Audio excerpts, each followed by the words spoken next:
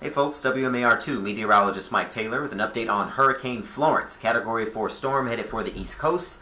Wanted to do a forecast video for you just to give you a perspective of what this storm means for Maryland, because it's pretty much all over the news what it's going to mean for the Carolinas. And with that said, that's where we're going to start. Your tropical alerts, they are plastered all over the East Coast for the Carolinas, from North Carolina to South Carolina, from Charleston to Norfolk.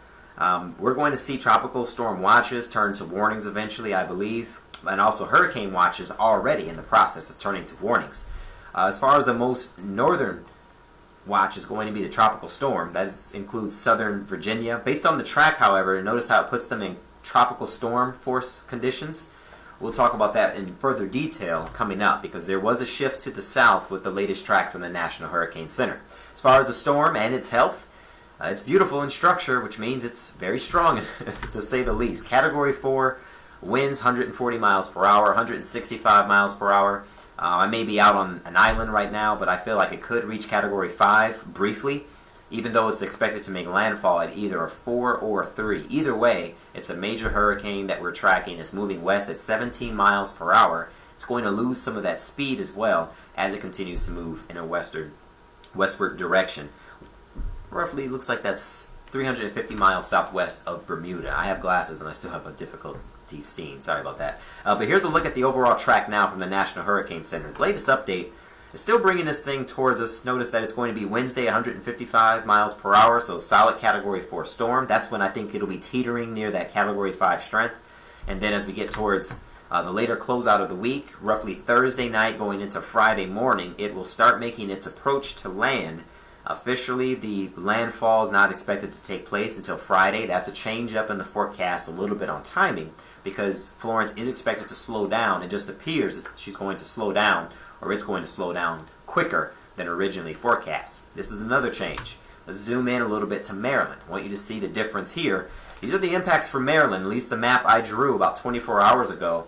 And yesterday, this line you see here, let me use the right tool, pointer tool, there you go. This line you see here was cutting through the immediate Baltimore metro area and parts of Delmarva. That's not the case now. Notice that it shifted roughly about 100 miles or so south. In fact, it's as far south as Richmond, Virginia, and it's past Fredericksburg, DMV, and areas like that, and even northern Virginia and western Maryland. That's progress from before. Not so much for our friends in Virginia and the Carolinas, but it is looking better for Maryland, which I'm happy to say, because we truly look just like them. We don't need any more rain. It's going to cause more havoc for sure. Here's a look at what I was talking about and the reason why I believe Norfolk is included in that tropical storm watch, because they're included in the tropical storm force wind field. As far as the hurricane force wind gusts, that's pretty much a bullseye right over the Carolinas, primarily for North Carolina.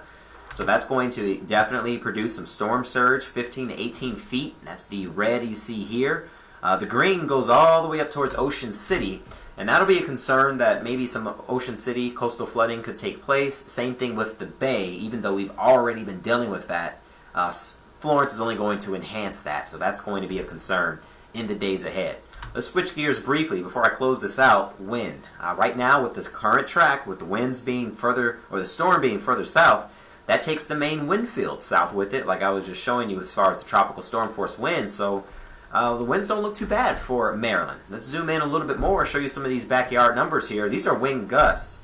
So the gusts are always going to be stronger than the sustained winds. And notice how 15 to 25 miles per hour is not too bad. Of course, some power outages could still be a possibility, simply because it is not going to take much to bring down our trees and the soggy soils that they're sitting in. But this is a better scenario at this point for Maryland. So current track brings breezy winds, some coastal flooding, can't rule that out. Power outages can't be ruled out as well, because simply put, it will not take much to bring down some trees. But overall, this is a better forecast track for us to have minimal impacts from this storm as it makes landfall near the Carolinas. Stay weather aware and prepared for this week for changes in the track. But right now, it does appear that we're going to be severe clear when it comes to Florence. Hey, thanks for joining us here at WMAR2news.com to get your forecast information. Next planned update on Florence will be tomorrow morning with Lynette.